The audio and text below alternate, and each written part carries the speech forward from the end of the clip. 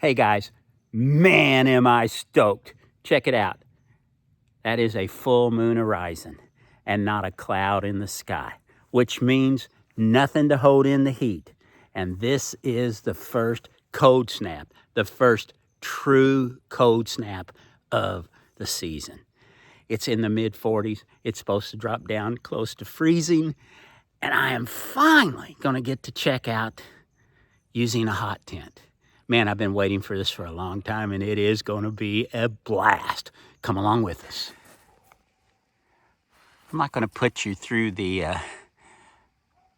kind of boring filming of processing the wood, but I've got quite a bit ready to go. And we'll talk about some of the stuff here that's involved with hot tenting. But this is my first time, and I am a full-fledged rookie. So it's going to be fun. Come on, Opes. Get over here. Come on, quit being a pain in the ass. It's pretty cold already. According to this, I don't know if you can see that or not. There it is. 35 degrees outside, and I just turned to 42 degrees in here. Now, we haven't got the stove going or anything, so we've just got some residual heat left in here. So let's quit wasting time and get this bad boy fired up.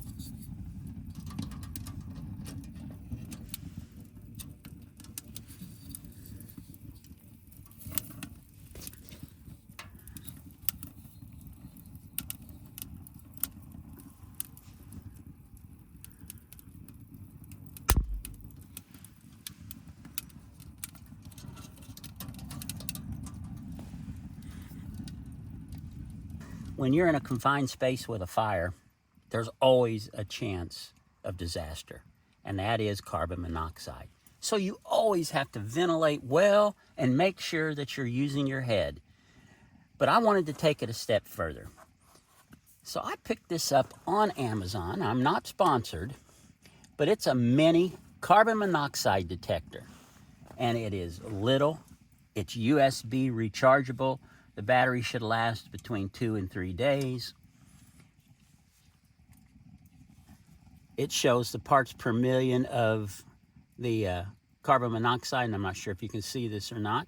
It also shows 73% humidity and a temperature of 53 degrees. And that coincides over here This one's sitting on this meadow and it's at 49. So I wanted to be safe, and I can rest much easier knowing that I've got this detector right here with us.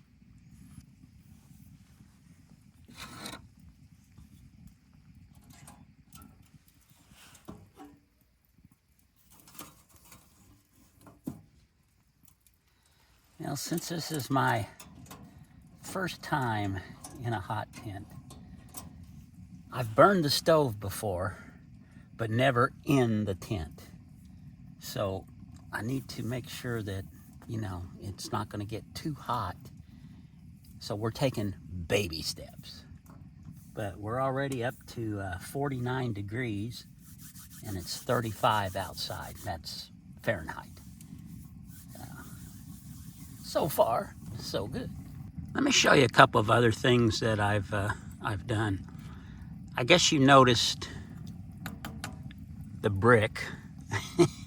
Well, this has an aluminum plate.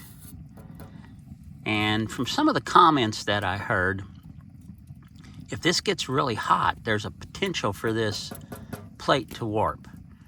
So I thought, you know what? I'm going to get a brick and set it on there. And that sounds kind of silly, but think about it. This brick has holes in it, so I'll still be able to cook by either setting it here or actually up on top of the brick. And that brick will retain a tremendous amount of heat. So later on, as the fire burns down while I'm sleeping, that will continue to give off quite a bit of heat. So we're going to test that out tonight. That's on my agenda to see how that does.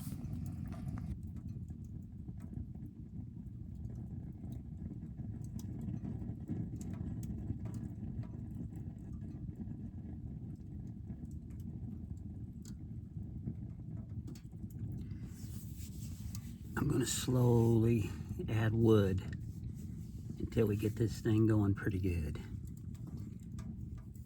Like I said, I want to see how it does with the stove jack. But so far, so good.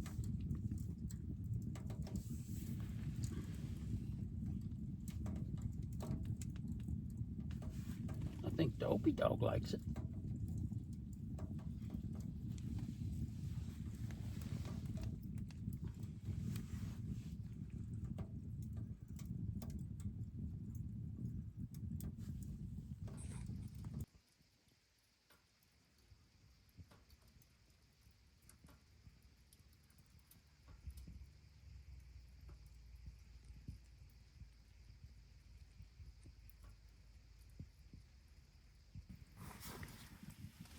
Here's another item that I wanted to try this evening, and this was sent to me.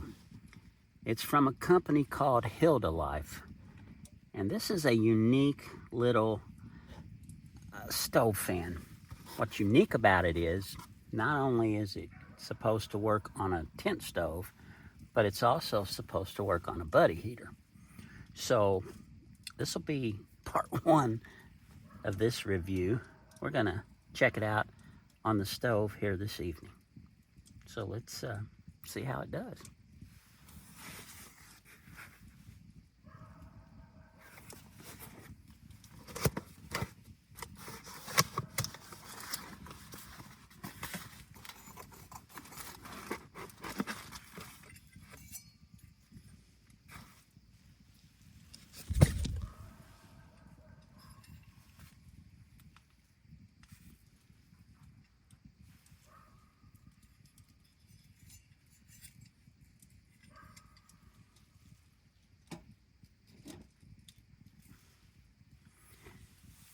So the heat will make electricity, and electricity will turn the little motor, and the little motor, look at here, it's getting ready to go.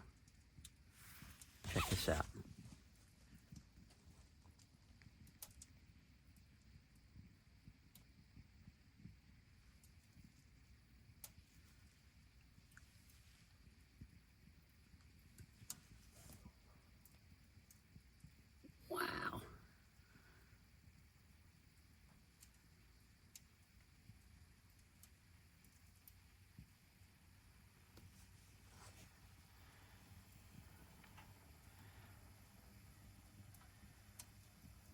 And that is blowing some.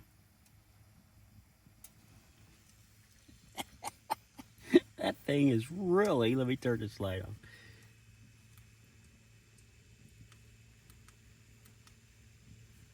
That thing is really moving some air. That's gonna blow all the way back into the sleeping area. Oh man, now that is nice.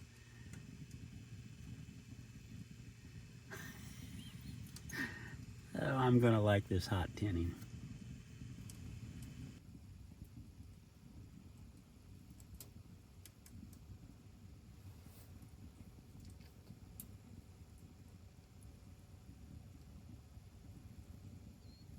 Good boy. Yes, you are. Yes, you are.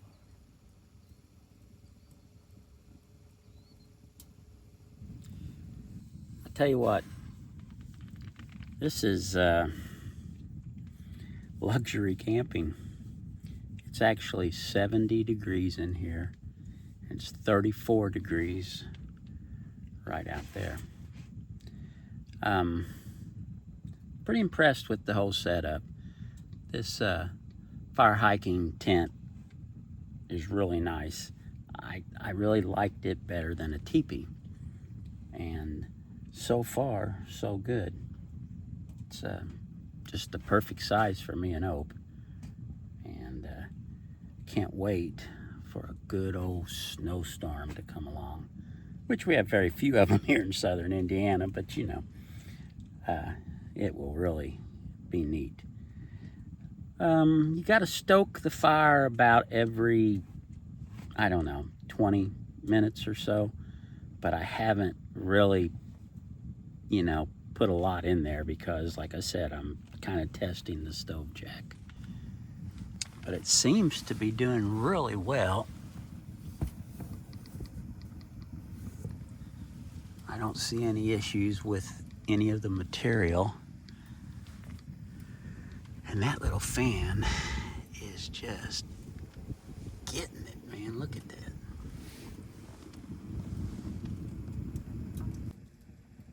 Well, there's one thing that I really haven't talked about tonight, and that's that Beaver stove. That's a little stainless steel mini tent stove. And I actually picked it up on Temu, of all places, for the unbelievably low price of 68 bucks. I mean, I couldn't believe it.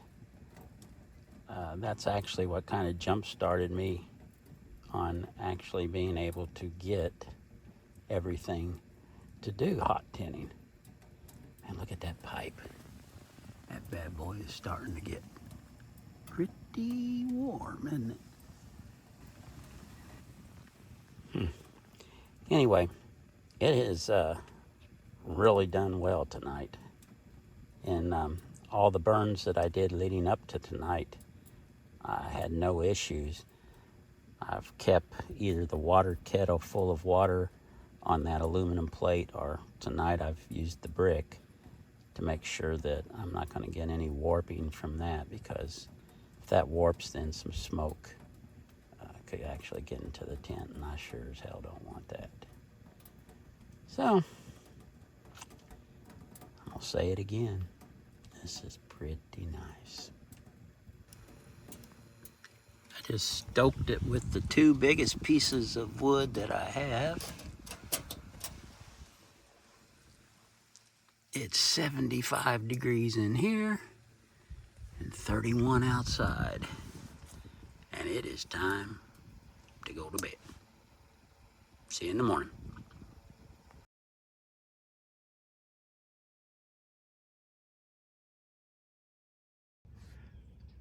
Well, we survived it through the night, and look at that.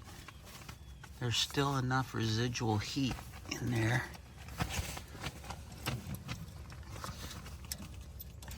But the fan is still going. I turned it around last night and blew it onto the stack because the stack started glowing red, and I didn't want that to cause an issue. 30 degrees outside, 37 in here.